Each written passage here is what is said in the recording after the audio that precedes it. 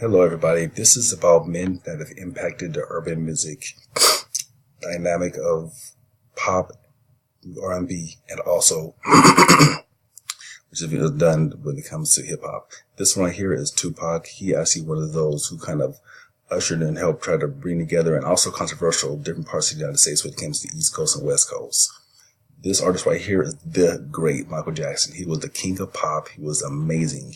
He obviously helped illustrate so many different things and change music when it came to dance, singing, pop, and his vocals. And his life was a little controversial, but nevertheless, he was one of the greatest that was ever done out there to do his music. This right here is NWA. It was actually one of those who ushered in the whole gangster style music, the gangster style lifestyle, and actually put it on screen and also on tape so people could kind of feel what they normally see. And these guys are from LA, or people could say Compton. And the middle person is Eazy-E, and the other ones were his bandmates. This right here is the Wu-Tang Clan. They were similar to NWA, except for they weren't as controversial, but they were actually on the East Coast of the part like New York, Staten Island, Brooklyn, places like that. Their music was very, very in depth. Their lyrics were just dynamic, and they were all very different from each other. This gentleman right here is Cab Calloway. He's the gentleman who actually helped usher in the music for scat. He changed a lot of things during his time, which was easily up in the 30s, when he came to just that's how he did, is he put in fillers to actually do within his own lyrics. He changed a lot of things with his style, how he dressed, and his overall mannerisms and his gentlemanly ways during his time, and also doing it also in music.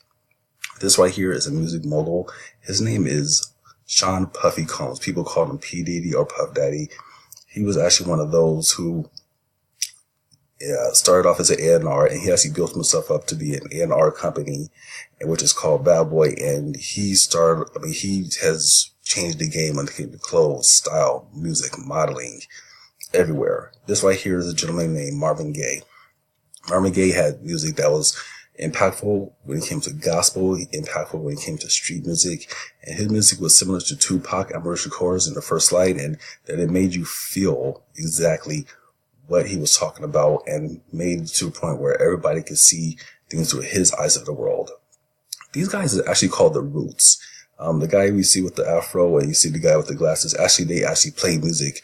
I think it's for Jimmy Kimmel at this moment, but they've impacted music with different kind of styles to make it very jazz, and then also to put in different kind of lyrics. And arguably the guy with the sunglasses, some people actually say he's probably one of the best artists of all time.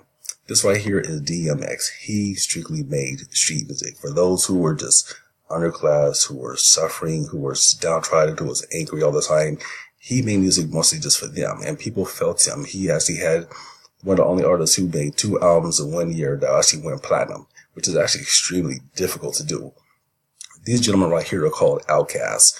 The gentleman on the left, they call him Andre 3000. The one on the right, they call him Big Boy. Big Boy actually has many groups under his name. He started off and he branched off a little bit on his own. The guy on the left, he's actually known for his different style, his crazy lyrics, and obviously being one of the best hip hop artists of all time. This right here is another music mogul who actually started off as a rapper, with Def Jam Industries, and he actually built himself all the way up to becoming the president of Def Jam Music. And he's also the husband of one of the world's biggest R&B artists, which is named Beyonce.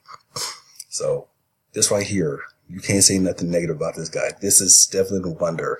He's a blind artist, similar to a gentleman named Ray Charles, but he has made some of the most beautiful music that's impacted the world. I mean, there's times where his music, you can hear it, you can feel it. It almost kind of makes you feel like, man, it's like, is this guy really blind? I mean, he's done so many things in different parts of the world. This right here is New Edition. They were one of the first ones to actually have the music, the dance as a whole entire group. They were not rap, they were strictly all R&B, and seeing how they just danced and how they moved and what they would sing about, they ushered in a whole lot of things becoming Boys to Men. This right here is Babyface, or people call him LaFace. he was one of those who's helped write a lot of music for different artists. He has a lot of hits like Tender Love, for example, but he was one of those where it's like without him, a lot of things in music would not even have existed. He was one of the main ghostwriters for a lot of artists. Now, this right here is probably one of the greatest singers of all time. And this gentleman's name is Luther Vandross. In many different arenas, he's written for many different women in his genre, men in his genre. He's actually one of the greater singers. He's really smooth. His melodies is just always on point. Now, this right here is kind of funny to put this gentleman on here. His name is MC Hammer.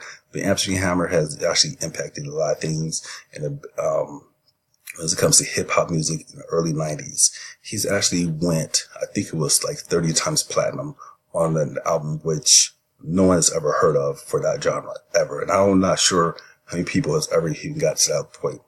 This right here is Curtis Mayfield. He's kind of similar to a Tupac and also DMX because he's actually made a lot of music. Mostly it's more street hymns.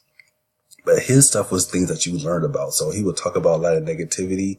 But then at the end of usually most of his songs, it would tell you about the consequences of living certain kind of lives. And during his time in the 70s, people were just going crazy. This right here is a gentleman by the name of Marshall Mathers.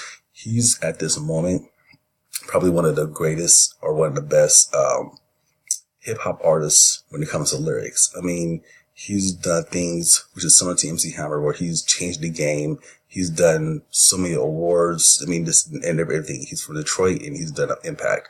Now, this one here is one of my personal favorites. His name is Nasir Jones. He's a straight lyricist. His things is to a point where it educates you. Every time you hear him on the track, he's educating you, making you think different, making you not just see things through his eyes, but just to also open your mind up when he's doing his lyrics, when he raps. Now, this right here is one of my greatest. His name is Prince. He's similar to Michael Jackson around the same exact time, and the two top male artists at that time were Prince and Michael Jackson. His music was mostly sexual, it's really sultry, but it's very groundbreaking, and he was one of those who was a master of playing many different instruments. So, can't really say too much negative about Prince. All right, everybody, I hope you enjoyed my presentation, and that should be it.